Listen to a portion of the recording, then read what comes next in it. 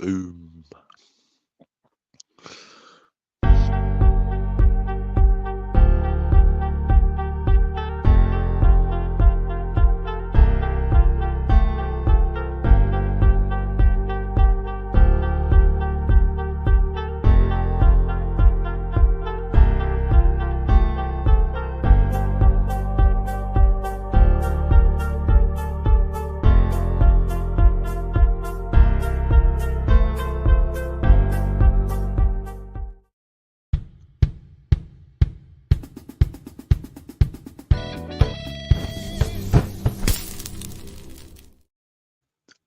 Bear with me, mate.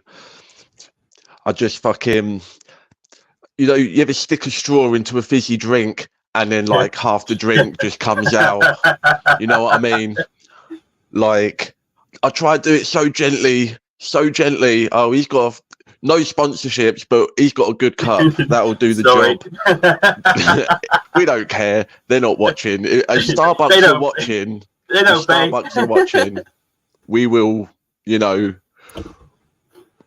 will outsource all of your beans unethically, whatever you need. But yeah, long story short, it seems that I'm incapable of sticking something into something else without it foaming. You know what I mean? I'm not saying nothing. That's just what happens, all right? It's the natural order of things. We are on the Pot Roast podcast where we talk non-sponsored drinks all day, every day. So much so that one of us had to leave. He'd had enough. He's like, I cannot do this carbonated bullshit anymore. All right, you're foaming all over the floor. I'm out. So we are looking a little bit different today. We're not too different. We've seen one of us a few times before, one of us more, but it's not your first rodeo, is it, McManus? No, a couple of times now. We're just building him in gently and then just fucking throw him in, We throw him in the deep end, see if he held him up by the scruff of his neck, right? And we dunk his toes in a couple of times and then we're just like, fuck it. Boop. There you go. Yeah. There you go. So we got no George today. Anyone's missing him. He's up gallivanting all over the country. God knows what that fucking cretin's up to, making deliveries, pit stops, visiting Black Sabbath's fucking memorial site or whatever it is he's doing. They're not dead yet. Don't wish anything bad to happen. Hey, it's a bench, and it's a fucking awesome bench, I'll let you know. Have you been?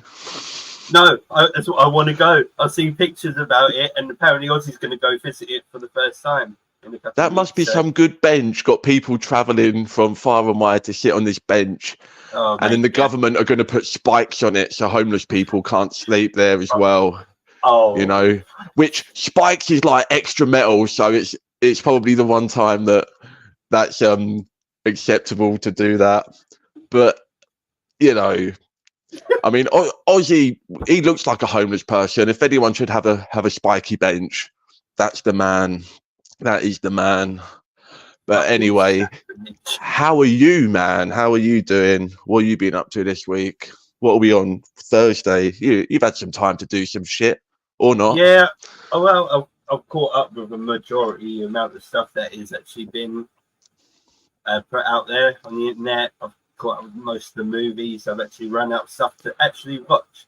Believe it or not, I've caught up with Grey's Anatomy. Oh, wow. Isn't there like 20 seasons? That's a long... It's a long 20 show. Seasons and 4 episodes in. Yeah, officially now. Yeah. Fuck. I don't know, man. That's a lot of medical drama.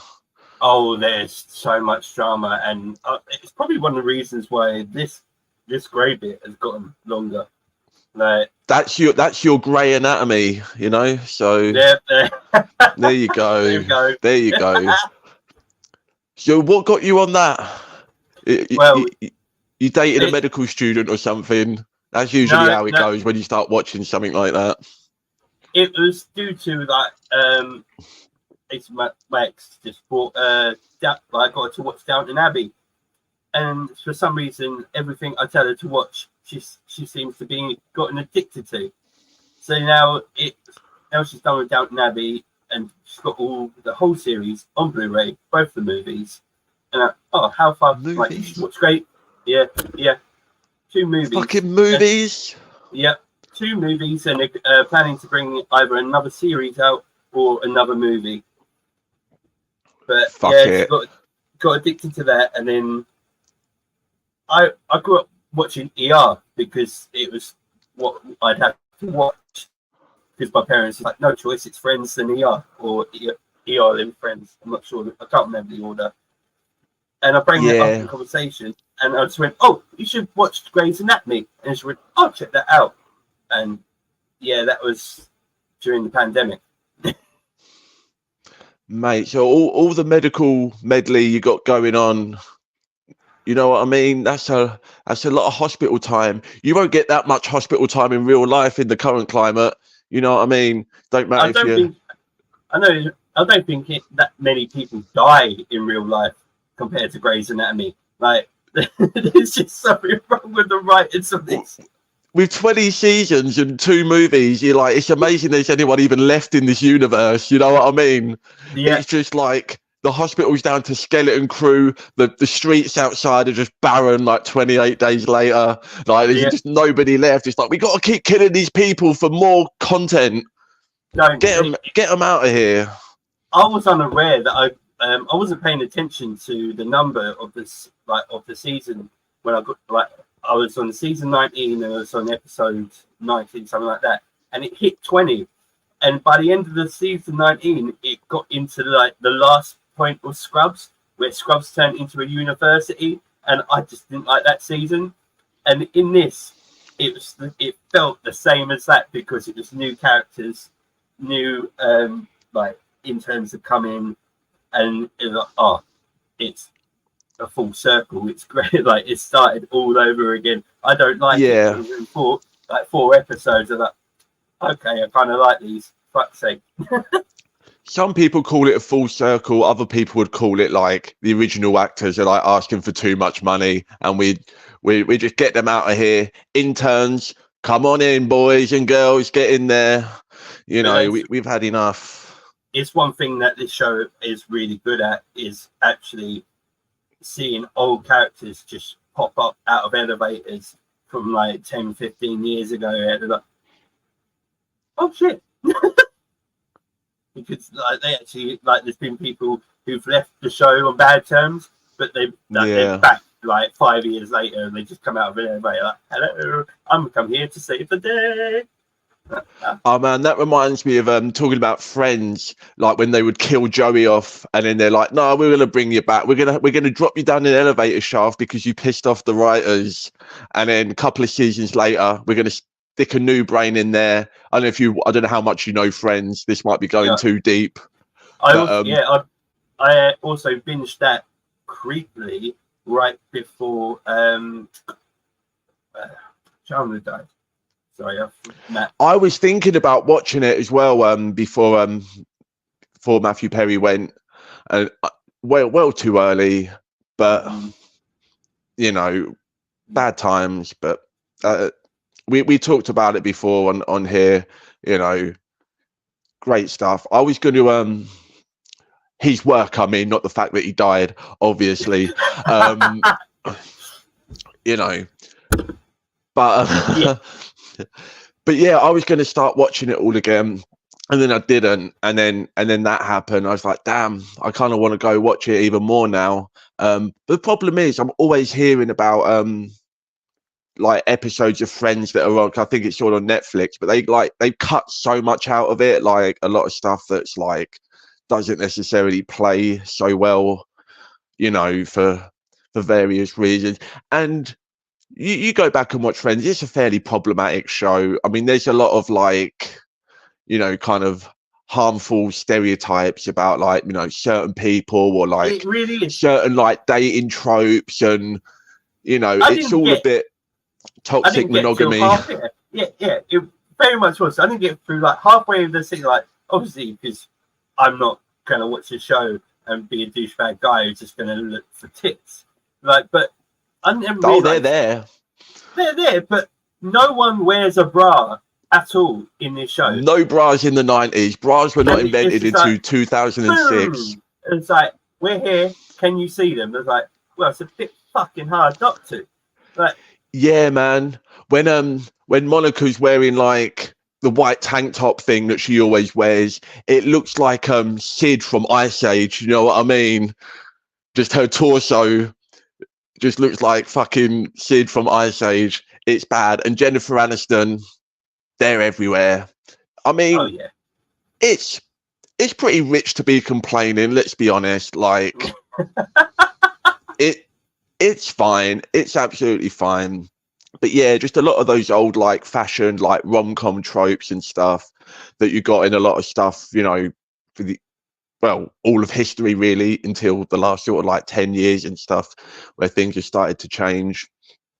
But I did watch the first episode a few weeks ago, and I was like, yeah, this is still fun. The characters are, you know, really well established straight away. The dynamics and everything goes a little bit off the rails. I don't know if I've said this before on the show.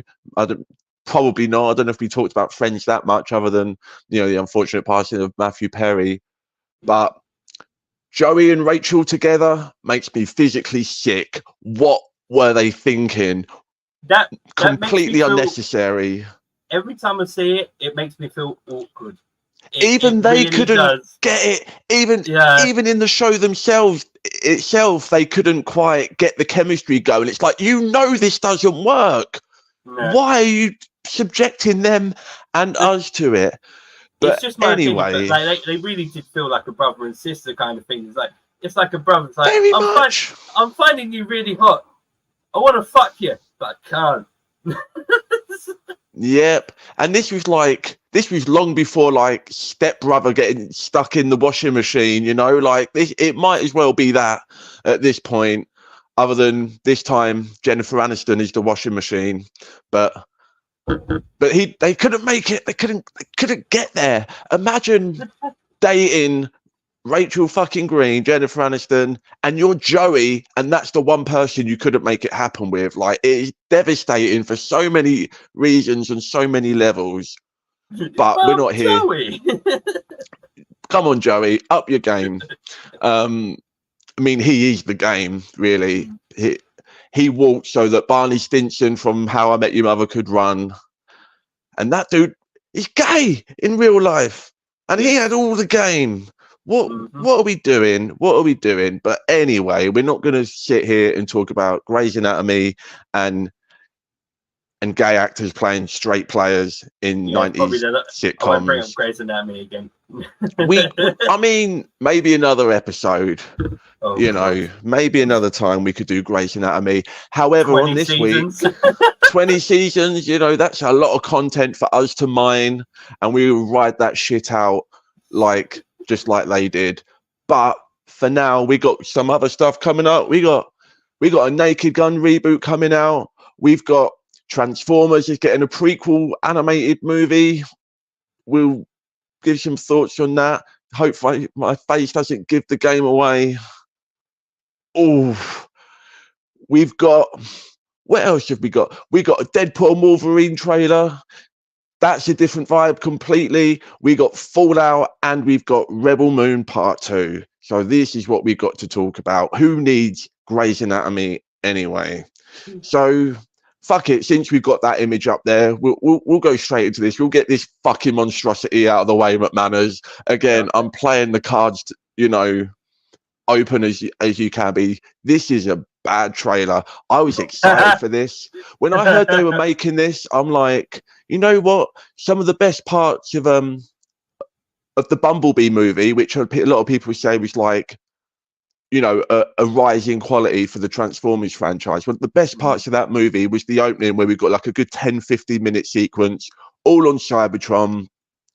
You know, that's what people want to see. We want to see robots in space, not dealing with like, you know, goofy human characters hiding behind trees and dogs pissing on, you know, that's Optimus Prime's leg. They need a movie that literally is like, why? Well, like, why do we have to go to Earth? Like, why are we getting shot into space? Because they could have made like an epic, you know, robot sci-fi in space movie, you know, with messaging about climate change and energy consumption, all of this stuff. But we thought, we're not going to do that. We're going to give you something that looks like a straight to DVD DreamWorks sequel from 2008. You know, not only that, but this trailer straight away at the beginning does one of the things that I hate so much when they do this in trailers. We're going to have the actors in the trailer introducing the trailer. We're going to have good actors, and we're going to have them give you their worst acting when they look dead into the camera and they say, we are excited to bring to you this Transformers prequel animated trailer. No, you're not Chris Hemsworth. No, you're not. That fucking dead in the eyes, bare grin, smile, just staring into my soul. You are in pain, Chris Hemsworth. I can see you is in pain. It's just, it feels like, do you even know what you're getting paid to do right now? I mean, I think they do, and they're doing it. They are doing it. And, you know, we got, oh, my name starts with a B. I'm going to be Badassatron. It's like, if you, not only do you look like you're from 2008, but you're writing your jokes like you're in 2008. You know, I've got knives for arms. Oh, I've cut his head off by accident. Oh, no. It gave proper Lego. It gave a proper Lego movie vibes.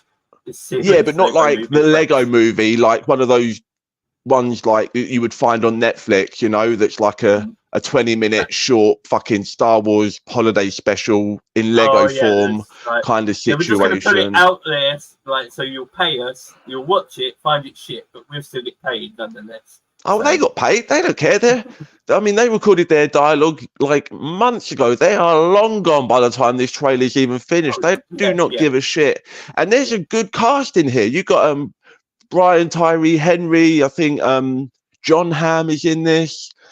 Scarlett Johansson, I think, is in this. Yeah. Like, this is like, and obviously they got a quick payday because that money clearly did not go on the animation or the writing. And I'm disappointed with Manners. I didn't mind the animation. It kind of reminded me like Spider-Man, like into the.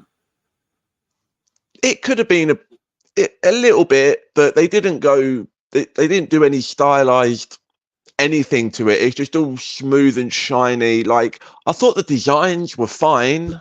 You know, the mouths are a little bit weird. I don't know why they got to keep giving us the mouths.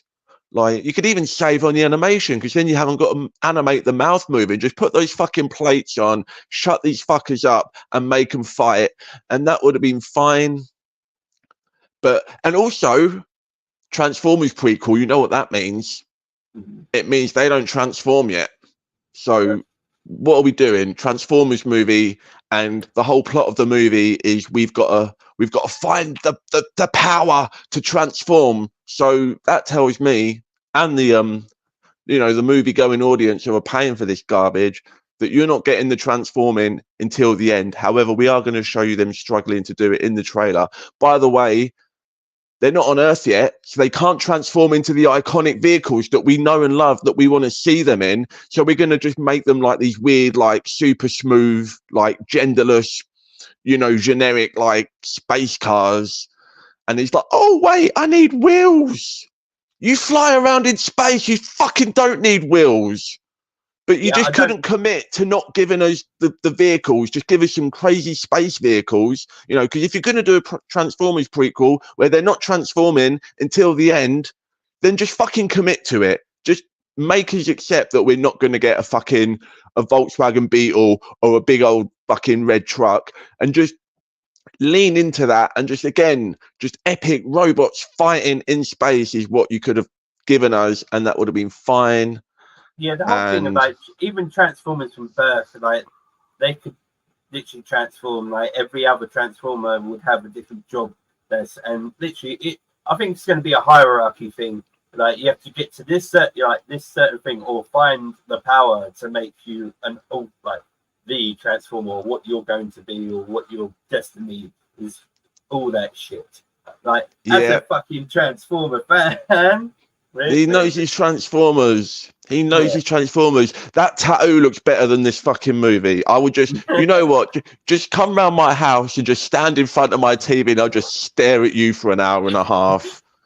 You know, eating my popcorn. I'll just stare you straight in the eyes and I'll just slowly crunch my popcorn. Dead silence. You know, and I just look at you and just crunch. Crunching it in shame. Crunch. Crunch. Turn to the side a little bit, please. Oh, yeah, stay there. Crunch. Crunch. It's not weird. Don't make it weird, okay? Anything else to say about this monstrosity? Because I have got nothing left. Nothing left. That trailer was far too fucking long. Really, 3.5 minutes of this shit. You don't need to do it. A minute 30, simple. You brought them. Like a minute 30, if tops, a minute. Like, it's far too long. We didn't need to see a 3 minute. Yeah. Transformers animated movie. For the Transformers fans, they're gonna go fucking watch it, and then they'll probably shit on it. Yeah. But, and Optimus Prime and Megatron, they used to be buddies. They're not gonna be buddies. Like, come on, how many times do we need to see that fucking trope playing out? You know, not enough. That, and that's, from what I understand as well, that is not consistent with the Transformers lore. Like that, they just added that in there to have a movie trope in there. You know, this ain't X-Men First Class.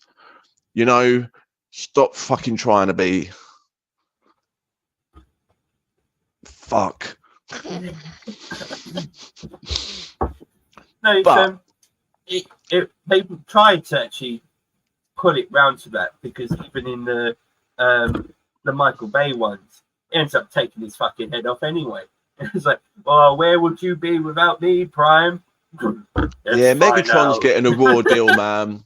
Megatron's getting a raw deal. First, they tried to get Hugo Weaving to do him. Then they cut his head off. Then they stuck him on another thing and made another thing, which I know he's Galvatron or whatever, but they didn't really, you know, just give me just good robots, bad robots. 2 or 3 times they used not hard. Megatron's corpse, but they raised him, or they built him by cutting Decepticons up at the bottom of the ocean, and then they regenerate him. He comes alive, flies out, takes out a carrier, gets killed at the end of that movie. His head gets reincited to another company. They take all his nanobots, and it turns into Galvatron. That's twice they've done it to him now. So yeah, man. I tell you what, Megatron's head has been passed around more than bootleg copies of Pamela Anderson's sex tape, right? And that brings us perfectly into our next story, everybody. You are welcome. So we heard a little while ago, I'm not sure if we even covered it on here, we maybe mentioned it, but they're doing a Naked Gun reboot starring Liam Neeson, a man known for his wisecracking comedy antics, obviously. I mean, absolutely not, but I think that's what's going to work. I'm excited about this. I don't want to get excited about anything in this day and age because it's hard. It breaks my heart when I get excited about things and they're just not good anymore most of the time, you know. And then every 5 years, you'll get like a Dune 2 or something that will surprise you. Again, not to tip my hat about anything else later that we're talking about. Maybe we did like some of this stuff, all right? But we're getting, what's the name of this director? Because spoof movies, McManus, like a lot of comedy these days, not in a good place, mostly dead. You can't joke about anything these days. The GoBots, do you know what? You leave the GoBots alone, to be honest. Like, those figures were not value for money because they were like miniature ones, all right? But the GoBots, they have their place in pop culture, all right? Because not all of us could afford to have a fucking Optimus Prime bought for us, so we just had to get like a little, I can't even name a GoBot, you know, just GoBots can go, all right? Anyway, stop trying to drag us back to the fucking Transformers prequel, George. Nice to have you here, though, by the way. Glad you could make it. Or could you? I don't know. What was you really doing? Like it's like I'm washing my hair. I can't make it tonight. I'm just gonna be a troll on the internet. Leave the man alone. No. I don't need to. He left me alone. He left us alone. Okay. It's fine. Don't worry about it. So anyway, this is comedy. We have no direction. Yeah, like us without George, comedy these days not in a good place. Every now and then you'll get something good. You know, we had a Hangover in 2008. We've had a Tag or a Game Night. Every now and then you get something that's good, but generally comedy, and more specifically spoof comedy, that genre died hard. By the time we got Meet the Spartans, it's like spoof comedy is not happening. I'm done. Like, not happening. And in this day and age, you can't joke about anything. You know, political correctness has gone mad. Everyone's gone woke. You can't be funny anymore. Who's the man to bring comedy back? It is Liam fucking Neeson, obviously. But then I look, and again, I think that's a cool casting. Pamela Anderson being cast alongside him. I think that could be a really fun pairing, you know, like a sort of, you know, an elder stateswoman of the past, you know, coming back in, you know, somebody who's not necessarily associated with laughs, which tells me with Liam Neeson and Pamela Anderson, they could be playing this whole thing completely fucking straight, which I think is going to be great. This is going to be directed by Akiva Schaffer, who directed one of my favorite comedies of the last decade, Popstar, Never Stopping, which if you haven't seen that movie, go and watch it after this live stream right away. It is one of the best comedies ever made. You know, it's mockumentary style, which can be done to death a little bit sometimes, but what's his name? Who's the guy from Brooklyn 9? Is it Brooklyn 9? I don't even remember the name of the show. Brooklyn 99. Yeah, what's the main guy? The Lonely Island guy. What's his fucking name? Just gone out of my head. Oh, what's his name? Just gone. Gone. I know the character is Jake Peralta, and I don't even watch the show, and I can't think of Andy Samberg. There we go. It's in my brain. So Akiva Schaffer directed him in that. He also directed him in the Chip and Dale Rescue Rangers revival, which I haven't seen, but I've heard nothing but great things about that. You know, for a straight to Disney Plus animated movie, you know, that's from what I understand is how it's done. It's meta.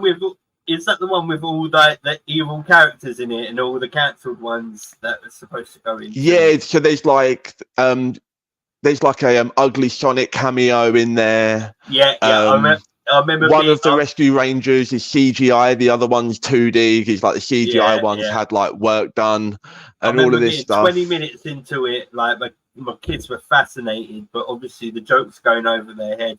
I had to go do something, but I was just like, everyone who's spoken about this movie, and I've been told bits and pieces, everyone just has nothing but good things to say about that.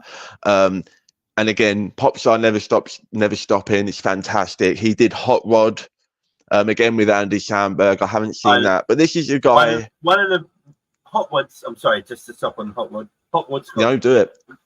It's got to be one of the most funniest movies I watched in a long time.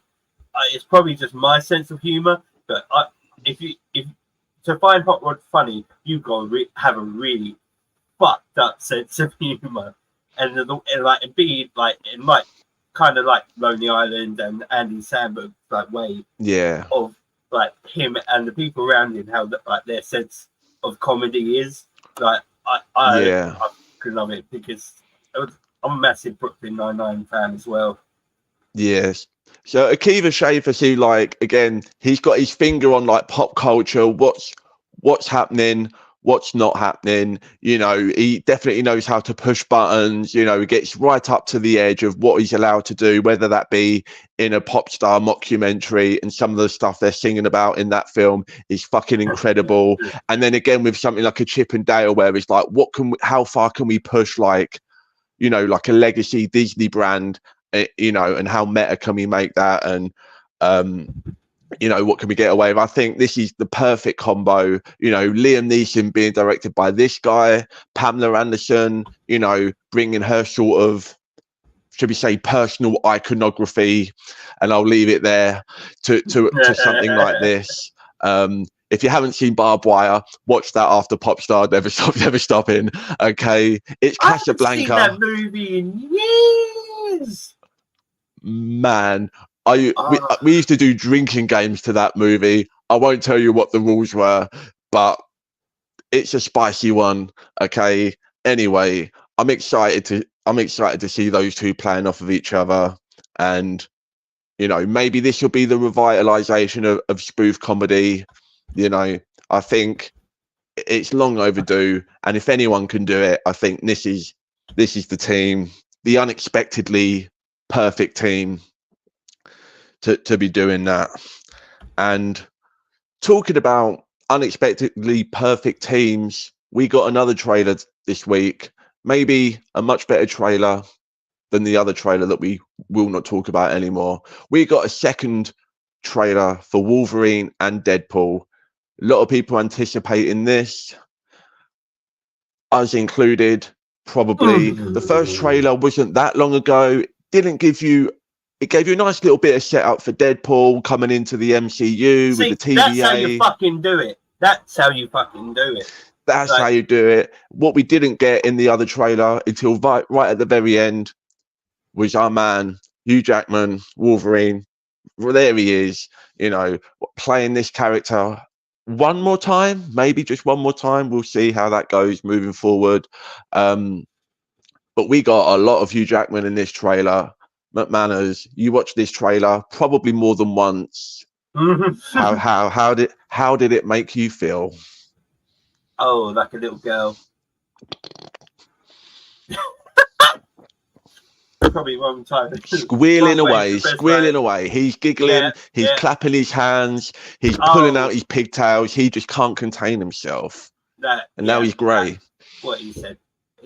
What he said. So, go on. It was more than I actually thought was going to happen. Like, I thought it was just going to be these two slapping the shit out of each other. Like, I really don't want to know what is happening. I'm staying away. I have TikTok, and everyone's ripping it apart, pausing bit by bit by bit. Like being autistic, I get that. I don't care. Like, leave it alone. You're sold. You don't need more than what you got. Because I was worried that this trailer was gonna, because we're hearing there's a lot of rumors about what is going to be in this movie, who's going to be in this movie. Obviously, Hugh Jackman is the tip of the Fox universe iceberg, as it were. And I was worried that this trailer was just gonna, you know, like some other trailers have done in recent years, like a Doctor Strange Multiverse of Madness. It's like, we do not need to have all these cameos blasted in our faces to get us to go and see this movie. Sorry, but I went to the cinema, like, and I was front row because I'm adamant. At Century Cinema, I get the first front. I get the front row. I get the two middle seats, right? And it used to piss my ex off. Like, why are you making me sit in the front? Why are you making me sit in the dead middle? And she wasn't into the DC universe at the time. Like, I had no idea about it. And I took her to go watch Batman vs Superman, and I sat her right there in them spots. And then halfway through the movie, like, now what do you feel? Like, this movie's fucking awesome. Oh, yeah. And it's like, yeah, I found the seats that I wanted. But yeah, So yeah, coming back to this one, we got not a lot of stuff spoiled in this. It would have been easy, again, if the rumors and everything is true, it would have been easy for them to just blast cameos and references all over this trailer. But again, all we need is everyone loves Deadpool. We got Jackman finally in the yellow suit, sleeves on, sleeves off, any version of it you like. You got it. Didn't see the mask. That's okay. I can wait for that. It's probably not going to be in the movie that much. It'll be like a scene. There's only if we're one. Lucky. It would have to be for a special kind of fucking reason. There's only going to have to be one reason why fucking Logan puts on a fucking mask. Yeah. So I'm intrigued to see what kind of version of Logan we're getting here, because this doesn't seem like it's Logan from the timeline that we're used to seeing. The director has said that we're not fucking up with the end of the Logan movie. You know, this isn't gonna like retcon or change anything from that. We get some shots in here where it's like, and we get the voiceover from Deadpool. It's like, you failed to save your universe, help me save this one kind of situation. And we get those shots of Wolverine or Logan in the white tank top. It looks like something bad went down. So I'm interested to see like what point in his sort of X-Men career they're going to be sort of plucking him out of. What happened to his version of the X-Men and his universe? Is it the same thing? Like, is it, you know, because in Logan we get that thing of before Logan, you know, in that timeline some bad shit went down. Professor X, you know, ended up destroying the X-Men, the entire mutant race. Yeah, is this a alternate timeline where he didn't kill Jean Grey in X-Men 3, and Jean Grey maybe wiped out the X-Men, and he's kind of got that guilt and responsibility looming over him? These are kind of where I'm thinking. This is why I fucking hate Marvel for this. Is what if, like, bringing out the what if, like, gave a what if to pretty much fucking everything. And it's like, oh yeah, I hate that. Yeah, since they've opened up the multiverse, the gloves are off, the sleeves are off. And there wasn't many people who knew, and like the only people I've known who have known about the multiverse theory is who watched Big Bang, and it's like, and then they've got it because it was explained in a TV show, and everyone else was like, "What the fuck is a multiverse?" Like, and we're at that point now where people have seen enough comic book movies and sci-fi, and there's been enough like pop culture references, like you say, like a Big Bang and all of this stuff. You know, last year we had Everything Everywhere All at Once. You know, like this stuff is like it's in the zeitgeist now. You can get away with doing this stuff, and you know, we do get some references in this where you've got the villain walking out of a big giant Ant-Man helmet. So it's like, what the fuck happened to Ant-Man? You know, if you look closely in that scene, by the way, there are a few characters standing around that you could maybe allude and figure out who they are. It looks like there's a Lady Deathstrike, looks like there's a Toad. There's and again Azazel from X-Men First Class, again, he's in there.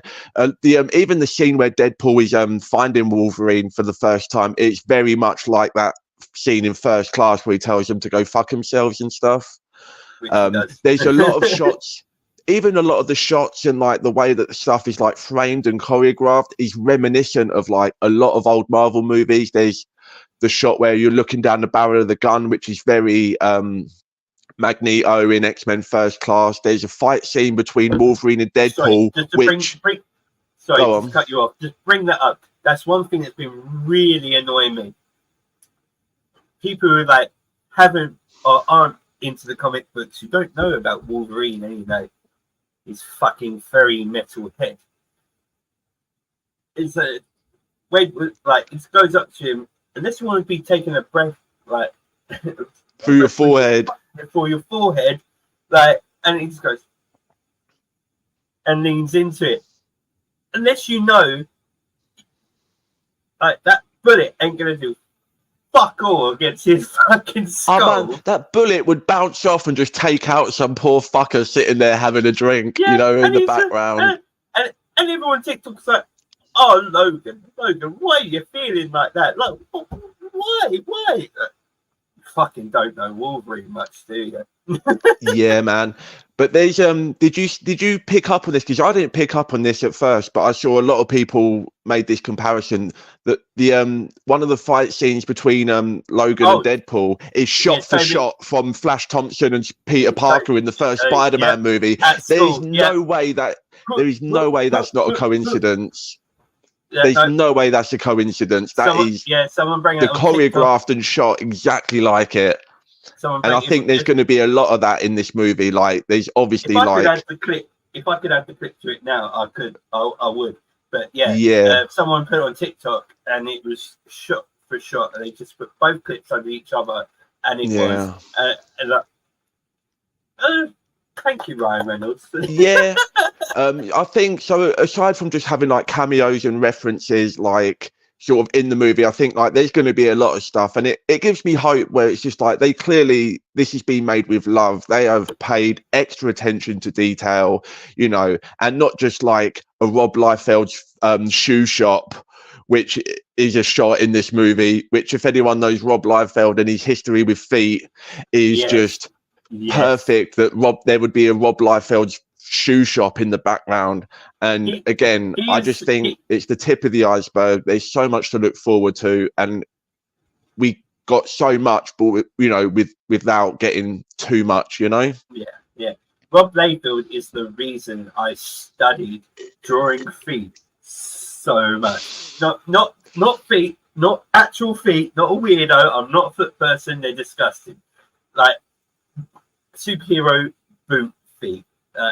Mechanic, like Spider-Man's the most. Like Spider-Man's like, because you see his foot in fucking everything. Covered bendy feet all over the place, weird poses, legs like sticking out over his head all the time. I think I just pulled my back out. That's how I managed to do it. Like, and it's cross between how to draw with Marvel and anime that really, really helped me. Yeah, you got to learn to draw those feet. You got to learn to draw those tentacles. Those are the two cornerstones of drawing your comics and your anime for sure. Yeah, and seeing Rob Liefeld's like actual feet, and like how someone's ripped him apart in one of the videos. It's like you realise they're just triangles, and like he's done it in like so many comics. And then it's like, I'm not the only one person who can't draw feet. Look at these fuckers. And then he goes and picks on someone else. Man, I would love it if they could travel to one of the multiverse dimensions where there's a Captain America with the big chest. Have you seen the Rob Liefeld cover where the Captain America got the massive, ridiculous barrel chest? I would love it if we could get a reference to that. But again, I don't think this movie is going to all be references. It genuinely looks like there's some like real emotion, some real pathos in Logan and Deadpool, as well as some fucking kick-ass looking fight scenes. And we've only got a few months. I think this is out beginning of July. So not too end. Damn it, man, you just added weeks to my life. Fuck's sake. I think absolutely it's fine. I do believe. Well, there we go. We're going to be first in line probably, and I can't wait. Anything else? Are we missing anything else major from this before we move on? I'm just oh god. Well, you know who I guess in this is going to be the villain in the movie. We're going to talk about Cassandra Nova. Yeah. Which is a weird choice. I mean, it's not. In some ways, I think it makes sense, but Cassandra Nova for anyone. Fuck they are. Yeah, for anyone who doesn't know, and I don't know, this isn't spoilery because we don't know what they're doing with this character. We know that this is that character, but you know, they could change the origin, the powers, and you know, a lot of the context. But in the comics, Cassandra Nova is the evil twin sister of Professor X, who was so evil and so powerful that he had to take her out in the womb. Like, this bitch is so bad she can't even be born. Like, we're just not doing that. Like, and then obviously her her psyche and her power, she's so powerful that her mind is like floating around in the universe after he kills her, and she somehow finds a way to reconstitute herself and comes back as a lady Professor X, and she is mean and she is manipulative. I don't know if they're going to do any of that in this. I feel like, you know, Disney might be down for a couple of pegging jokes, as we've established, but are we really going to like try and kill your unborn sister in the womb in this movie? Is that really where we're going? I feel like they've got to change that origin. I don't see that. Might be a little bit too dark. They killed baby Hitler at this end of the second one. I guess so, but I mean, baby Hitler like deserved like. Well, I mean, not yet. He didn't. Baby. Oh, still baby Hitler. You can't kill like an innocent baby. I mean, maybe not, but you know, he's never going to get the chance now, is he? And you know what? If I was on that board of directors, I would refuse your tuition fees. You are out of there, and then, you know what? There's a conversation for another day. I don't want to buy your art. I don't want you to succeed, either in art or the other things that you may or may not do or did or whatever. I'm glad Deadpool took care of it. But obviously, we've got to take care of Cassandra Nova. I'm looking forward to seeing how she fits into the story. Again, she's got Ant-Man's head as a fucking castle. Like, that's pretty badass. That's out of, right? It's like an Old Man Logan thing, yeah, where there's a big old Ant-Man, giant man body. Well, as long as there ain't a Hulk tribe going about. I was literally just about to say, as long as they leave the Old Man Logan references there, because I do not want to see an inbred Hulk family. It's in the comic. Go check that out if you want, if you dare. Written by Mark Millar. Pretty good. Old Man Logan. It's some wild stuff going on in there. And again, we can pull from any of these. We can pull from any universe. I can't wait to see how it's all going to come together. And hopefully it's good. Again, Marvel needs a win. One more, for the last thing, can we just speculate? Can we just speculate on due to the whole and where the fuck are they going? Yeah, so because that's not like a traditional TVA portal, which are like the rectangle ones, right? That's a Doctor Strange looking portal. My money would be, if we're going to see, because we're probably going to see some MCU characters in this as well. You know, we got the Cap reference in the first trailer. Strange, like an 80s Strange that fucking comes. You know what? It could be the Doctor Strange from the 1970s TV movie. You know what I mean? Again, he would fucking do that, wouldn't he? It could be. Again, the gloves are off, you know, literally and figuratively. The gloves could come off. It could be anything. I would put my money on maybe like a Wong. Maybe we could see a Wong. Wong's a pretty popular character. He was one of the highlights from the She-Hulk TV series, which not a lot of people liked. And the guy who plays him is recently getting stalked a lot. He's great. He was in did you watch Three Body Problem? Fucking loved it.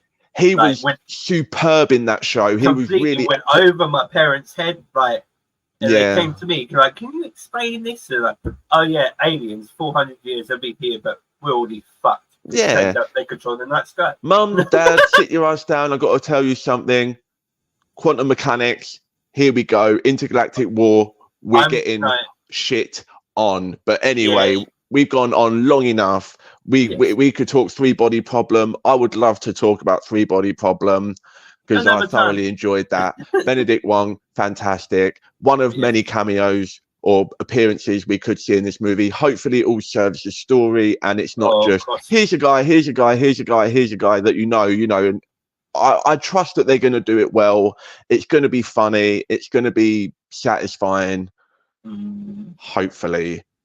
But talking about things that are fun and satisfying, not playing the hand too early, we had a TV show drop last week. We both got to watch all 8 episodes of this. Woo! Talking about things that we know and love from our pasts, or things that we like growing up, or maybe one of us, because I have no idea. I've never played Fallout in my life, but I've got a lot of friends that do. He's played it. I've played one of them for like 10 minutes and I gave up. I I was haven't struggling played to one. get into it. I haven't played 1 or 2. I've played the rest. There you go. So you probably picked up on a lot of stuff that's in this show, but back it up. Fallout is a TV show, Amazon Prime, 8 episodes. I'd heard it was good. I heard a lot of buzz. The trailers were fine, not great. But then when the show dropped, again, just hearing every time I heard somebody talk about it, it was nothing but positive. So I'm like, okay, we're going to talk about this, not just so we can talk about it, but I was like, I do actually want to watch this, and it was a fun time. I'm glad I watched it. Fuck yes, it was. One of my favorite things straight away at the beginning is we get a little bit of a prologue situation with the Walton Goggins and his family. We got the Nat King Cole, the old swing music, which I know is a staple of the games. It's that 1940s, smooth jazz stuff, and then big explosion, and then the first thing we see after that is the end. Beginning of the show, first episode, you see what they did there. They put the end at the beginning. It's funny. It sets up the tone really well. What I like about this, I talk about the tone and sort of the overall show, is it could have gone either way. A lot of stuff, especially when it comes to video game adaptations, they tend to go one of two ways. They go super zany, over the top, ridiculous, or they go super serious, super miserable, morose, depressing, like a Last of Us, and those are fine if that's what you like. But this show, I thought, was it rode like a razor thin line, I think, all the way through, where it didn't go too much in either direction. It wasn't too zany, it wasn't too serious, but it still had elements of both of those things. The characters, they felt real and genuine, but there was also enough space to have moments of like hyper real, like stylized violence and stuff like that. So what was your sort of overall impressions getting into this? Oh god, the first 2 episodes, I do believe, like, it just here's Fallout. This is what like you've got to do this, and like if it's good, be a good fault trailer, and like it matched up with the insane shit like people would say in the folds, because they've never been to the surface for the super like all American, like pedestrian, really polite, really nice and easygoing, contrasted with this crazy thing that has happened to the world. And we don't get all of the context straight away. Like, obviously we see a bomb going off, we know that the characters are expecting this to happen, like it's like this over bearing like fear of like like that 50s Cold War kind of situation where it's like things are not good politically, but again, we don't get all the details, and it does a good job of like sort of trickling the information either through like just like context or the dialogue, and we do get like a lot of flashbacks and stuff, but they don't really pick up until sort of like the second half of the season. For the first half, we're kind of just, much like these characters, we're sort of just caught up in this crazy shit that and we're not quite sure, we're not quite prepared for it. The main actress in this show was Annie Perel or something. What's her name? Ellen I did Purnell. have this. Ellen Purnell, there we go. She's fantastic. She does a really good job. She's like, wide-eyed and wholesome, but it's not, it doesn't feel disingenuous. You know why? Because she played the games. She actually went and played the actual games. I think she played New Vegas and Fallout 4 to prepare for the actual role. So she could actually understand the universe, where they were, and turns out Walton Goggins didn't. But Yeah, and whatever works, you know. So some people need to, some people don't. I think it works more for her character because, like you say, there's that sort of really sort of, you know, optimistic, upbeat kind of nonchalantness to those to a lot of like the vault dwellers characters, the vaulties, I think as they call them a lot in this. And she just living a wholesome life. They're farming, you know, having a great time. Everyone's got their role in this perfect little bubble that they're living in. And she's got, you know, I love how we've taken, you know, they've taken like all these parts of like sort of normal pre-war outside society life and they brought it into this little shelter. But sometimes they've kind of taken things that, you know, they've taken the wholesomeness and the niceness and some of the good stuff, but some of the stuff they brought in is a little bit archaic, you know, like the arranged marriage situation where they're like, we need to set you up with the dude from another vault. This is how we work. We can't. I love this whole ongoing bit in the first episode where it's like she's got the dude that like still really likes her, and it's like, look, we fooled around, but we are cousins. That's not good for marriage and long term. You know, we've got to pair you off with somebody from another vault. So many years of cousin stuff just gets repetitive or boring. Yeah, exactly. What? Yeah, and that poor guy, he's devastated. He's like, well, you're the only woman that I've been with. I kind of like, I'm invested in this now. So he's great. The guy that plays her younger brother, he's fantastic. He goes from being sort of very like he's a weird looking dude. Yeah. Do you know you know who he looks like? You know what he looks like? You know in Men in Black, the pawn shop guy, right, and who's got all the guns in the pawn shop. Right, he looks like him. He looks like him, but after he's had his head shot off and it's growing back.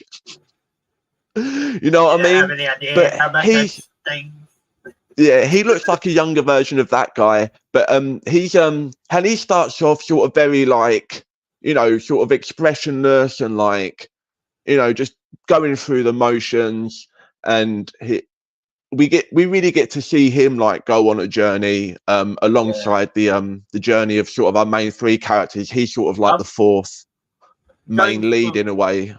Yeah, going like back to the game, I think it's another thing at a nod at the stats, like, because when you start your character, you can put your stats at any level. Like you can spend all your points on making you uber intelligent, uber sneaky, or like major strength, dumb as fuck, but like lucky as hell. And it's the way of like Bethesda does it. Like you can go into the world any way you want, but you can fuck up somewhere. Yeah, that's always a tough thing with some games where it's like, where it's one of those games where you don't have like a set protagonist, like you kind of like an RPG thing where you make your character and you kind of gear them, because then it's so hard to like, because everyone's got their own version of like a character that they would play in a game. And I think what this does really well, again, I haven't played the game, but you know, I played like other Bethesda games and RPGs and stuff, so I'm not a noob, right? But what I like is like how, like you say, the different characters did kind of represent like different sort of archetypes that you might build. Like you've got like a lone rogue, you know, bounty hunter, gunslinger character. You've got a plucky young, you know, lady character who's kind of more relying on like wits and luck and, you know, sort of being resourceful. And then you've got Maximus, who's like, you know, from like a sort of military training kind of background, but he's a rookie, but you know, he's got like the knowledge of the world, and you know, and he's got like a power armor eventually. In some other ways, he's fucking useless. He's a weird character. I found him hard to like grasp onto, because he kind of goes through different like modes throughout the show. It's like he's this like dedicated like religious like soldier dude like everyone else is, and he just wants to like work his way up the ranks.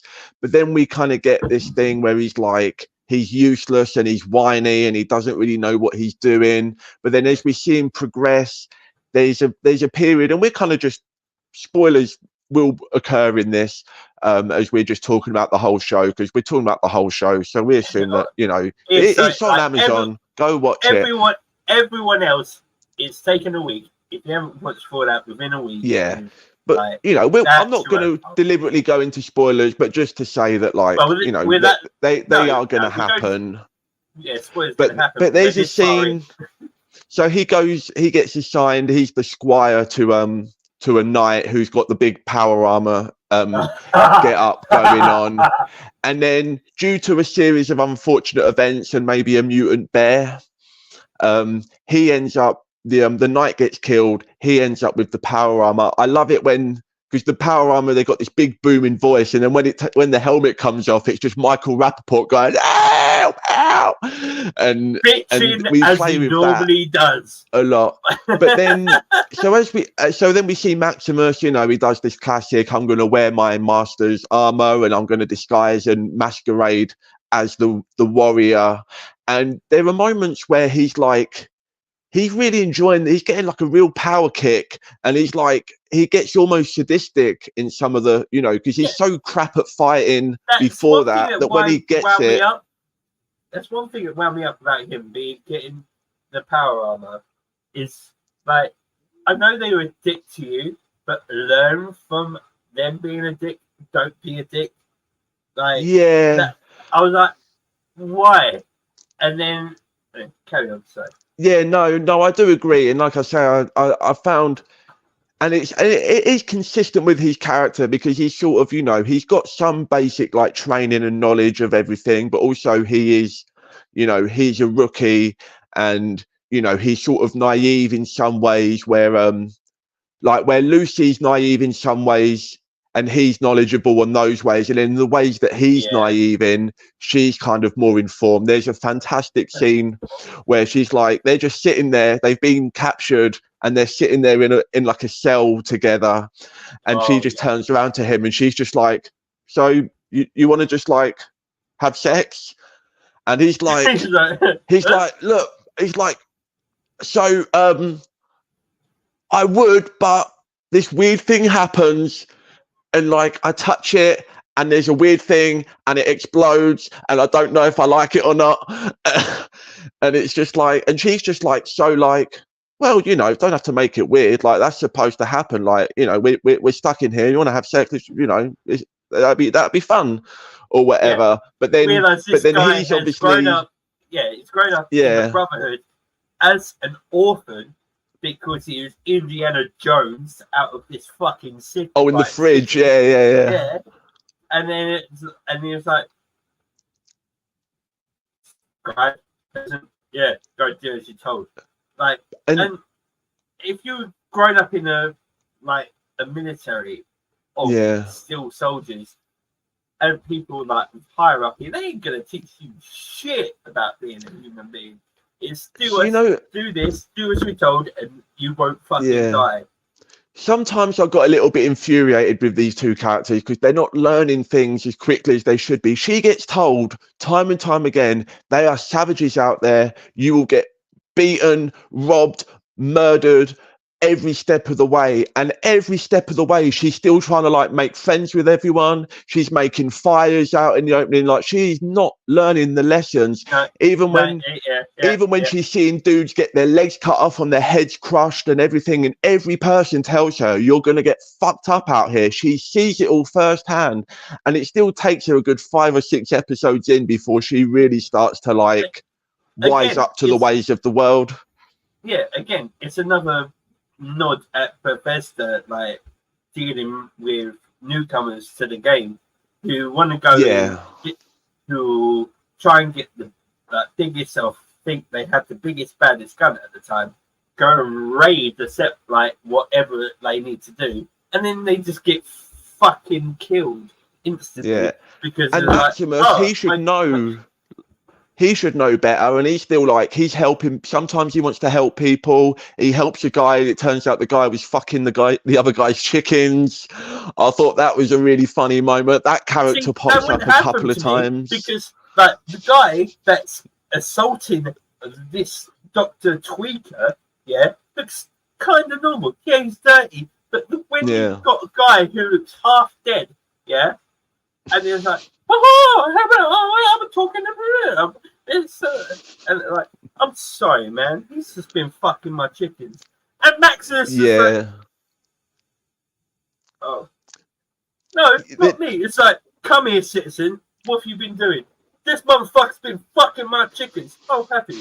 Right. But there's a lot of these like colourful characters as we like work our way through the show, and they're not. Again, it does a good job of like, they're a little bit zany and a little bit over the top, but they're not like, you know, it's not like just super egregious, you know, like everyone, they don't overuse the stupidity and the cartoonish kind of characters, and I think the three leads really do keep it anchored.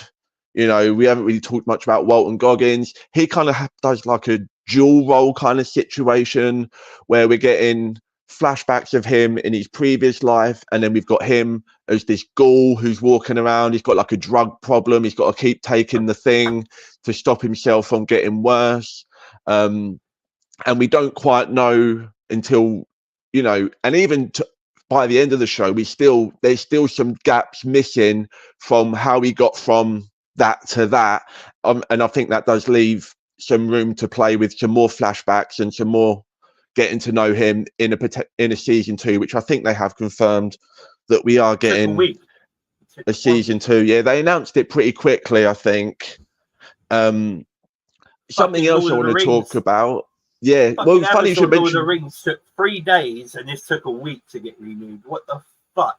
Yeah, that's crazy. But it's funny you should mention Lord of the Rings. I think what this does really well is like the sets and the you know, the on location stuff, you know, compared to a lot of stuff that we've been seeing on like Disney and stuff with like Star Wars and some other much more expensive shows, by the way, but everything looks like it's filmed in a fucking microwave, you know, with a little screen with a little fucking screen stuck to the back of it. You know what I mean? It just, this feels like it's real, it's lived in. There are definitely visual effects and like background, you know, like projections and stuff like that, but it's done sparingly. Even when we get creatures, the creatures look pretty great. There's only 1 or 2 moments where they don't look perfect, but again, this is a TV show, you know, so I'll be more forgiving of this stuff.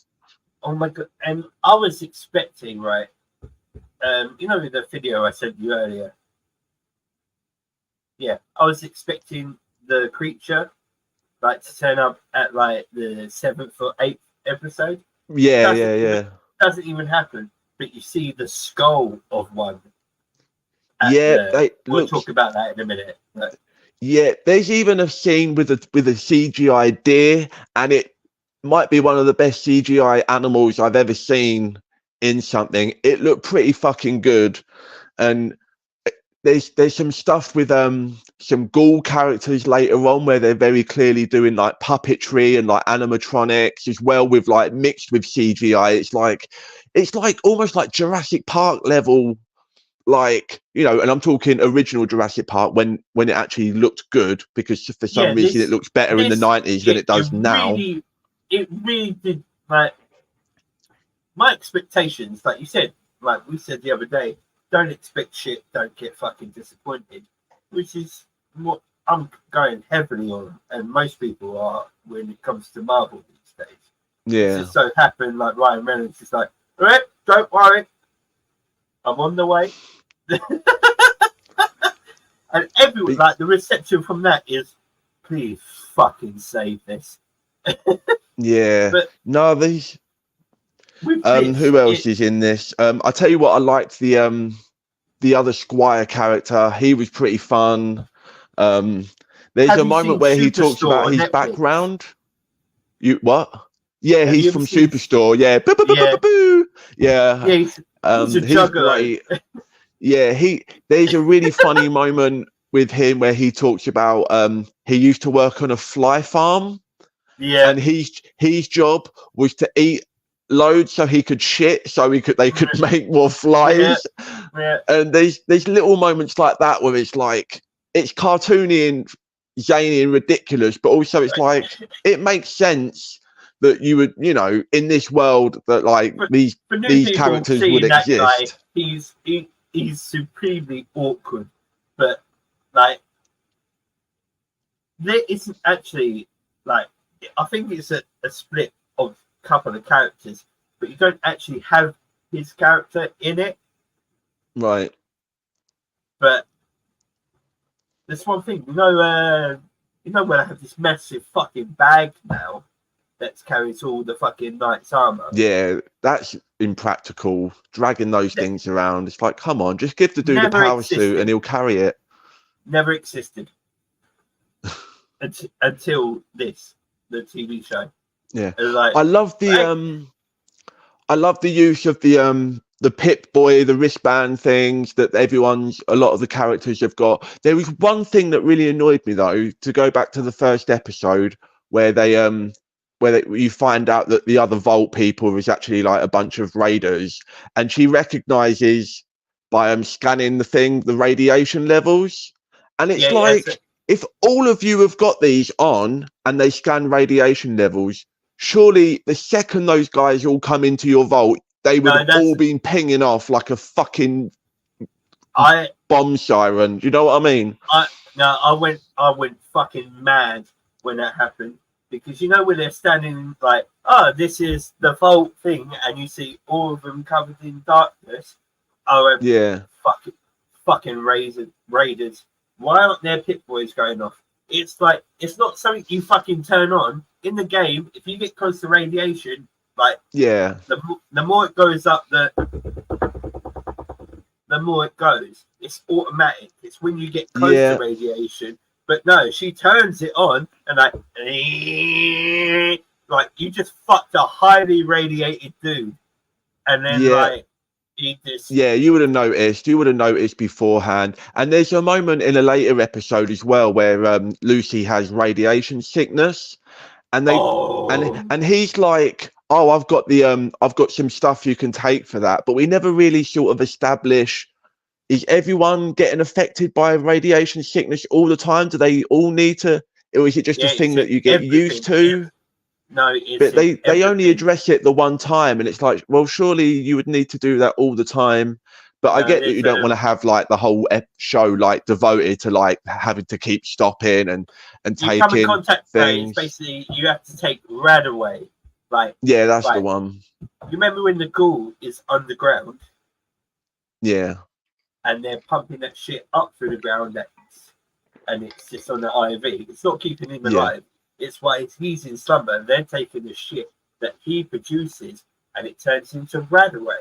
It turns basically, then you siphon that into a human, it takes all their radiation and turns it into zero until you get it again.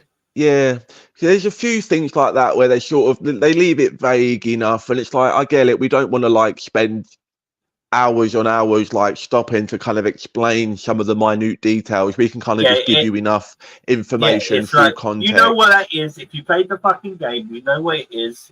Deal with it.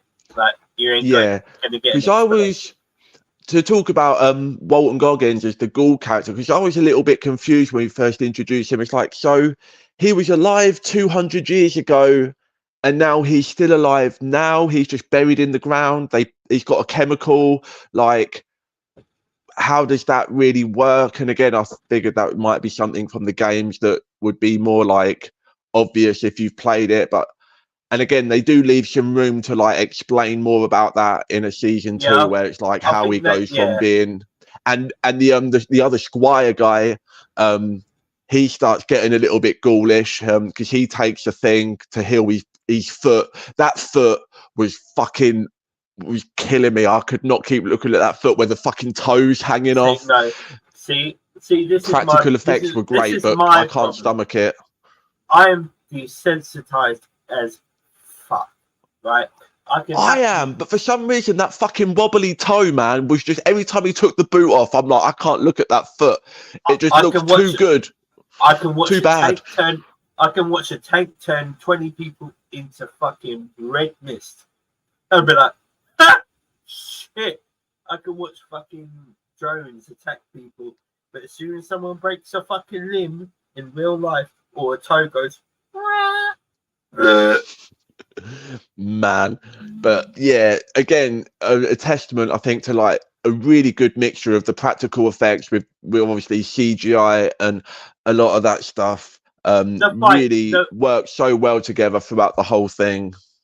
The first shootout scene, right? Right. That was. Are you talking about the one in the market, or? Yeah.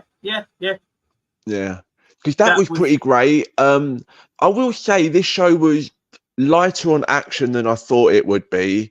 One of my favorite action scenes was right at the beginning, where the raiders all come in and they're just taking out the vault dwellers, and like, and you know, they're in the cafeteria with the popcorn and the tables and all of that sort of stuff. I thought that was great. Woman's eye, just fork in the eye, whatever. Like, I thought that scene was really good. The market scene was really good, and then I think it's episode 2 or 3 where we get the bear fighting the power armor. I thought that was really good, but it definitely slows down quite a lot for the remainder of the show. And I think even into the finale didn't really, I don't want to say it was like anticlimactic, but it was a little bit anticlimactic. But I didn't see none of that coming, by the way. I thought they were just literally gonna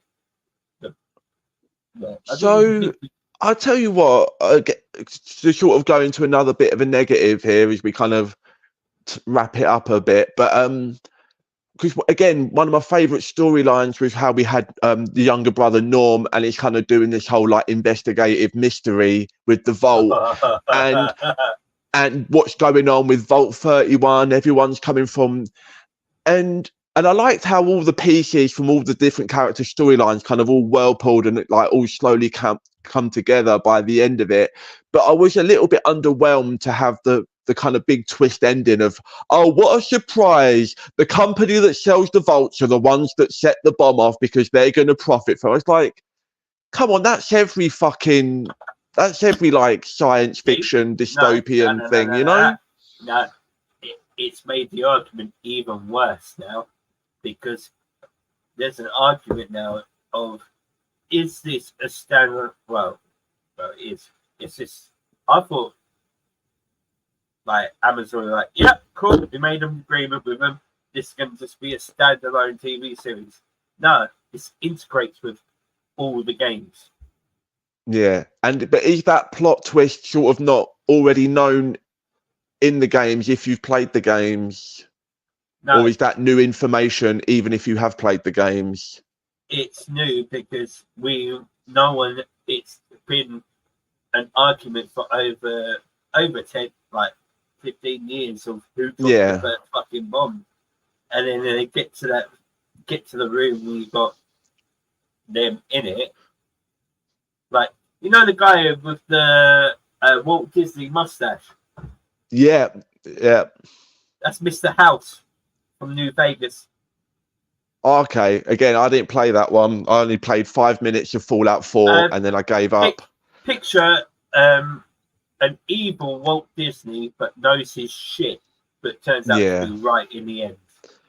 Yeah, no, I wasn't like, I liked it. I liked how it all come together, and I liked all the plot thing, but I just thought, like, for how we like it managed to like keep all the parts like moving like parallel to each other, and then they slowly start intersecting as you get into like the last like 3 or 4 episodes.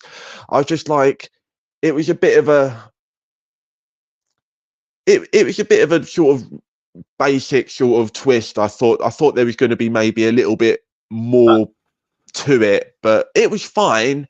It was just like, okay, so yeah, big surprise. The company that sell the cure, they sell the virus as well. You know, it's like, it's Resident Evil. It's, you know, every zombie thing. It's like every sort of science fiction kind of like. It's just a bit of a trope. Ghoul, all right, did you like the ghoul to begin with? Then, as soon as she you get halfway through, like, yeah, he's a bit of a dickhead. And then he is a bit of a mean dickhead, but you know, again, it's like that classic, like, you know, he's sort of doing like a Clint Eastwood kind of anti-hero kind of thing. It's like, well, he is being a bit of a dickhead, but obviously we get enough information scattered throughout to be like, well, there's obviously a reason for this, you know. Obviously we see him with his kid at the beginning, she's nowhere around, doesn't really get mentioned, so like we know there's some stuff going on. It does take them all a little bit longer than it should do to kind of get everyone working together again. Like, it drags, everyone should know enough about sort of their, like, what they know about, you know, like her with the Vaults, Max with the Brotherhood, and sort of the Ghoul with what he knows about like the company and like how kind of things started out, which we don't find out till the end, you know, for the sake of dramatic purposes. However, they could have easily all had a conversation at various points, and they could have figured out a much more straightforward way to kind of get everyone's thing wrapped out. But then obviously if they did that, the show would be like half as long, and I did like it. But yeah, I just felt like there could have been a bit more communication there. Just for George's satisfaction, whatever fucking word I just used, satisfaction. No, that's fine. Satisfaction. You know, as Rolling Stone said, I can't get no satisfaction. Yeah. That's what I did. What did you think of Matt Berry's cameo? Yes, so this was fun. So obviously we hear his voice, and I'm normally terrible. Mr. Handy. I'm terrible with recognizing voice actors. If I can't see your face, I don't know who you are. I don't care if I've heard your voice a million times. If I hear Matt Berry's voice, yeah. In this case, as soon as I heard it, I was like, okay, well, that robot is Matt Berry. And then and he was great. And then in the very next episode, we get the flashback and we meet the actor that sold his voice for the rights of his voice for the purpose of the robot. And he's like, you know what they did? They gave me a fucking robot. I've got my own voice in a robot serving me milk in my own house. You know what they did? They gave me my own fucking robot. And there's a lot of really great subtle like social political commentary in this. It's really well like woven in. It's like it's almost too on the nose, but it's just enough. There's a line where Matt Berry says, you know, there's no actors anymore, it's just product or whatever. And there's like and there's another line, the end of the world is a product. Yeah, and it's like, fuck, that is like a commentary on not only like this state of like, you know, society, but also like the state of like movie and TV shows, like what we're saying, you know, everything's getting disappointed, it's not art anymore, it's a product, right? Kind of hit home a bit. It did. There's so many lines like that in this show where it's just like just casually sprinkled in, but not like they don't linger on it. It's just, you know, it's just in there. And it's like another good example of not of like the satire, but there was in relation to like other media, right, and other like shows and movies. So there's a scene towards the end where Norm's trapped in that vault with the little injector robot, the little brain robot thing, right? Come here, let me stab you. And that's exactly it. So he's like, come here, let me stab you. And he's looking at it and he kind of just sort of steps out the way. He's like, this robot isn't really built. It's not really good for what it's supposed to be doing. If that was in a Star Wars show, there would have been a 5-minute scene where they're running around like fucking Benny Hill and the robots chasing. Do you know what I mean? And in this, it was just... It's the hovery thing that goes after at Leia. At 0.0. Yeah, it's like that kind of. It's like if that was in any other movie or TV show, there would have been a fucking goofy Benny Hill chase sequence, and in this, it was just this weird little like awkward sidestep, and then they just carried on. And I thought that was really that was a good example of kind of like what this show does right in relation to like how a lot of other stuff is just like, you know, just trying too hard to like be funny or be satirical, and this just very casually kind of just stepped over or across it, you know. I just need to go for could you go over the dad? Who plays the dad? Kyle MacLachlan played the dad. Yeah. He's only in this for a couple of episodes. Okay. But he's always great in everything. You know, he always brings a fantastic presence. And as much as I love the visual effects and everything in this show, one of the weakest ones was definitely, there's this flashback scene where we get a young Kyle MacLachlan, and it looks pretty rubbery. You know, it literally looks like he looks like a character from Bo Selector. If anyone remembers Bo Selector, it just looks like somebody's just put like a rubber mask of his own face over his own face. And it's a small gripe, and he's only in a couple of episodes, really sort of bookends the whole show. Obviously the main point of the thrust of the storyline is Lucy trying to get to her dad. You know, he's been kidnapped, and the way it's all right, the way everything ties in, where, you know, kind of the stuff with the Brotherhood, and it's like how they're related and they're trying to like make their way and kind of rebuild their power in the wasteland. You've got like all this conspiracy stuff with the Vault, and like we're just putting upper management people from the present like in stasis so that we can just carry on managing and manipulating the world, you know, post Fallout, as it were. And then obviously Walt Goggins as the Ghoul, he's kind of got his own, you know, through line that goes straight through that, and it all ties together pretty nicely. Again, little bit of a sort of anticlimactic ending, but it does leave some nice threads open for a season 2, and I'll be watching season 2 day one when it drops. I binged this ridiculously. And okay, I've done like 2 episodes a day for the last like 4 days, basically, is what I've done. I binged it. I haven't got the concentration to binge that hard anymore. Yeah, I made sure that, well, I didn't make sure the kids weren't here. So yeah, and I'm taking notes as well. Yeah, when I'm taking notes for something, it's like I need to break it up. I can't just sit there and if I absorb it all in one go, then I will just lose most of it from my brain the next day, you know. Yes. But have you got anything else you want to touch on before we rank this and move on?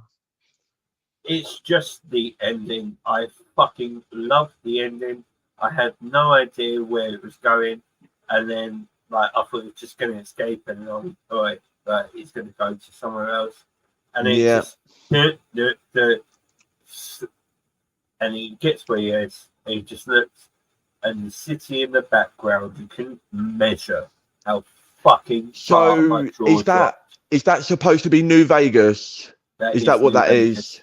Yeah, I figured as much. Yeah, I kind of assumed that's what it would be, because that was one of the cities that obviously it's the name of one of the games, so I knew what that was, and I was like, okay, that's cool. And again, yeah, he escaped. Again, little bit anticlimactic with the sort of action at the end there, but it was emotional, and again, I was invested enough in all the characters that I didn't mind that there wasn't as much action, you know, sort of through the middle and even in the later parts. And all the performances really carried it through. Again, the effects, everything, the writing was really solid. So I would definitely give this sort of 4 out of 5 hanging off toes. So I'm pretty excited. For the next season, and yeah, definitely. Yeah, I was really impressed with this. Hanging off toes. Yeah, definitely. Absolutely. It lived up to better. Like I had no expectations for it, like, because I really didn't want it to be shit. And it was. Well, as a fan of the game as well, that can be really tough, and especially with video game stuff, the odds of it being good. I mean, they're better now than what it used to be. I mean, I did dig it earlier. A 10-year-old game that just got an update for PS5. Yeah. Like, this day, and it's. I'll tell you what. because I do have Fallout 4. I don't think I have it installed currently. I think I played a little bit because I'm a big Skyrim guy, right? I've played Skyrim so many times, and I struggled a little bit. I struggled a little bit, kind of getting my groove going with Fallout 4. But after watching this series, I do feel like I definitely want to go and have another crack at that game. My Skyrim sits at 97%, and that's as far as it's going to go. Oh man, I don't even think I have 97%, but I can play a stealth archer like nobody's business. See, but no, it's one of my pet peeves, or it's part of my brain. I won't let Bethesda take my will to live away. So that, fuck you, I'll complete your fucking game. Fuck you, miscellaneous shit. I don't 100% anything. Not even a woman. I won't 100% nothing, mate. Always, you get 33%. That's what you're getting from me. I'll complete the main storyline, but I'm not going back and doing all those fucking Batman gadget combos. Like, you can fuck off. Do you know what I mean? Like, I don't have the patience or the concentration for that level of dedication anymore. Ladies, hit me up. I'm a catch. Moving on. So, yes, sir. We talking about things that people have waited a long time for, people are excited for, big fans of the original. We, of course, talking about Zack Snyder's Rebel Moon Part 2, The Scargiver. Now, I quite liked Rebel Moon Part 1. I think I liked it more than a lot of people seem to. It's not great, but I thought in the sense of just being like an old Western or an old samurai movie, but just set in space, it did exactly what it set out to do. And the action was fun. It looked cool. And I was really excited for Part 2. And it's definitely Part 2 to that storyline. I'll give it that much.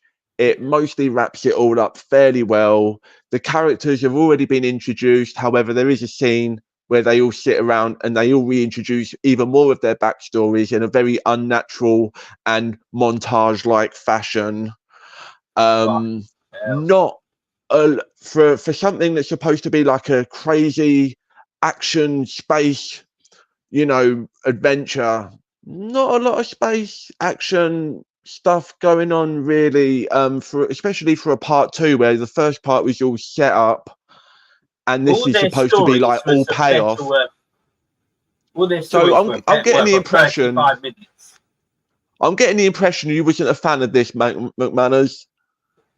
Well, I am a massive Zack Snyder fan. Film fan. Yeah.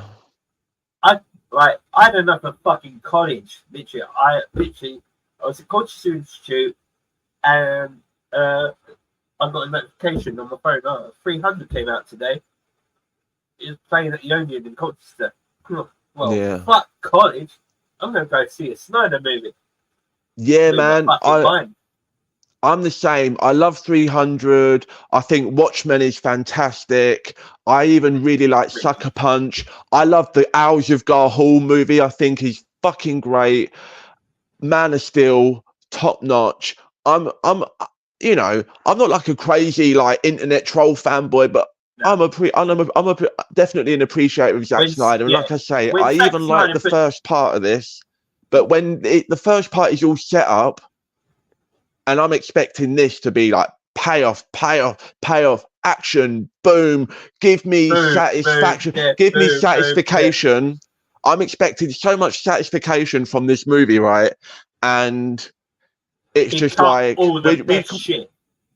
There's not a lot happens. We're dragging Wheat around for a good half an hour. We reintroduce all the characters sitting around the table, explaining everyone's backstory one by one, like it's a children's book. And in the action scene at the end, there's not really a great deal to write home about.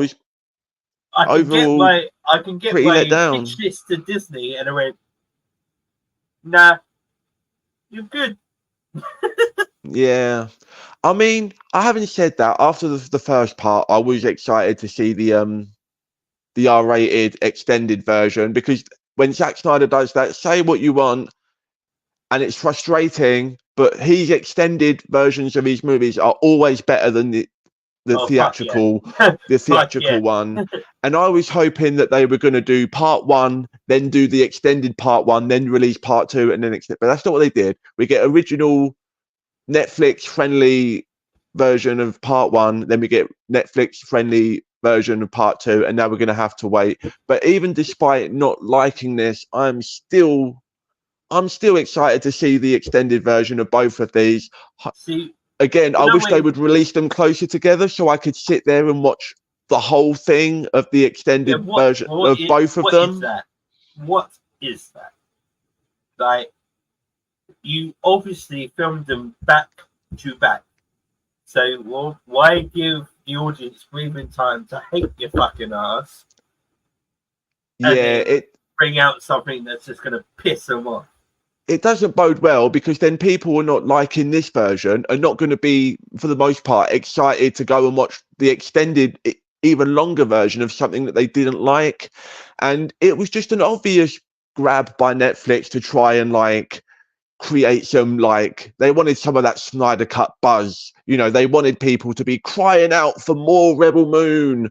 And when you release a presumably, because we haven't seen the other version, but when you release a lesser version of it, that's not necessarily the greatest endorsement to have people clamoring to come back for an even longer version. You know what's not a great endorsement? Yeah, having a character play the first villain in the first Deadpool movie, and then casting him to be a space Nazi, because then you're going to have everyone going, Francis, you're a bitch.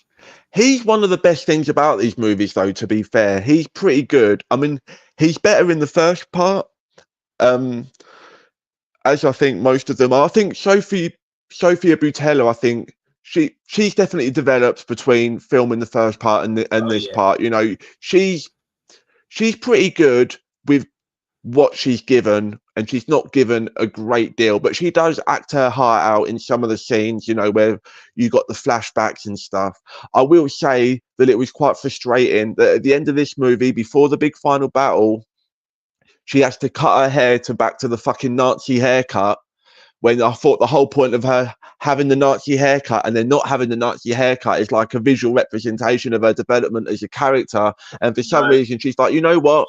Going back into the final battle, I'm going to have the Nazi haircut. So I'm watching it, and I swear I looked away for 5 seconds. And I'm like, wait, are we in a flashback? No? Okay, she just cut her hair. Completely unnecessary. If I'm moving my head about too much, I have tremendous heartburn now. That's my own fault. I'm sorry. This movie is fried his brain. He's now we've got to wait 6 months for part 2 of McManus's extended review for Rebel Moon, because it's just taking him off the board. I stayed up. I actually stayed up for this because I thought it was going to be, released the same time as this last movie, 2 o'clock in the fucking morning, as the Americans like to do, just to fuck with the British. But no, 8:30 in the morning. Yeah, I was so hyped up for this. And it's hard to get hyped at 8:30 in the morning for anything. I was just done. And it's the movie, if you're going to start a movie with Anthony Hopkins' voice, it best be fucking good. And the best thing about this movie was Anthony fucking Hopkins. He is absolutely one of the best things about this. I love the sequence where it's full on Man of Steel. He's got a cape on. He flies up. He jumps through the tank. He blows up the tank. He fucking launches out the tank. I love the thing the grenade just drops between his feet. It just looks at you oh, you're fucked. Whoop! But other than that, and there's the one other action scene where the ship's crashing and they're sliding down the ship and they're fighting on the way down the ship. But other than that, there's very little fun action to be had. Very little. I'll say the Francis. I'll call him Francis because that's fine. Francis is fine. It's the death scene. It's like, and she closes the fucking door. Give me your fuck. Nah, I thought it was really funny when she's having a really epic moment. She takes out all the guys, then she takes the lightsaber, right, or the laser sword or whatever, and then she fucking burns her hand on it. It completely kills the epic moment where she grabs it and she's like, fuck, got to wrap a bandage around it. I get it. It's realistic. It makes sense, but it completely undercut the hero moment. And talking about undercutting hero moments, the one character in this that is set up to be the fucking, she's the laser sword warrior. She's the fucking Japanese laser sword samurai lady warrior, you know, trope. Right. And we build her up. Her big action scene. What's the first thing that happens to her? Cuts her fucking hand off. Great. Talk about fucking blue sword for my blue balls. Because that's what that fucking shit gave me. Like, and again, there might be more of that in the extended cut because it's more R-rated and there's more action, but just give me that. Give me the best version of this movie. Even if it's not good, just give me the best version that you think you have. And by the way they've released this, they're already telling us we're not going to give you the best version. What we think is the best version, we're going to hold back just to try and drum up some sort of extra like buzz and publicity, and it's not the effect it's having. Even on me, as somebody who liked the first one and wants more of this, I'm feeling fatigued by this whole fucking weird staggered release strategy. It bums me out. Snyder went on Twitter the other day and went, "Oh, we are number 3 in the US," and the first title underneath it is like, that is not a good title to be like happy for. Give it a week. Anyone won't give a fuck. Why would you be happy about being number 3 on Netflix when number 1 is fucking Love Is Blind? Like, what's the competition here? Give me a break. Anyway. Oh, and by the way, we need this grain. We're simple farmers. We have to have all of this grain to live. We only make enough to keep us surviving. So what we're going to do, we're going to use the grain as barriers. So even if we win the fight, they've blown up all our grain and now we starve to death. Even if we win this battle, we're going to starve to death because you just blown up all our grain because we used it as a fucking body shield. Fuck. Anyway, I'm ready to just, I haven't really got much else to say to this. So I give this fucking... 1 out of 5 burnt hands is what I give this movie. I'm sorry, Chat. Like I've been a massive fan since like. Love you, Zach. We do. Like, we do fucking love you, but not this time. There was so much. That Owl movie had better action in the Owl movie, and better emotions and spectacle and story. Like, come on. But having said that, I will be there first thing at 8:30 in the morning, ready to watch the fucking R-rated cut. So I guess I'm a glutton for punishment and disappointment. Anything else to say about this before we get out of here? Just going to carry on with the Snyder thing for the Snyder cut. I watched it as soon as it was released online.